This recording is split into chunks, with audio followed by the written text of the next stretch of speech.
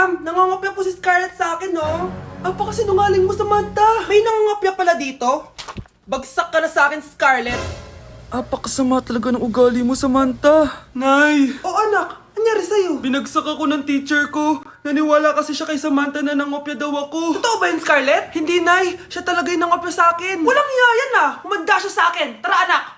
A few moments later. Ma'am, bakit niyo po kami pinatawag dito? Eh kasi ang anak mo, sinungaling. Siya naman talaga yung nangopya kay Scarlett eh. Hindi po totoo yan. Para malaman natin kung sino nagsasabi ng totoo sa inyong dalawa, mag-quiz na lang kayo ulit.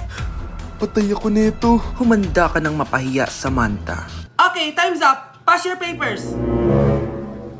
Scarlett, naka-perfect ka. Yes! Talino talaga ng anak ko. Samantha, wala kang tamang sagot. Ikaw talaga ang totoong nangungopya. Nakakahiya ka, Samantha.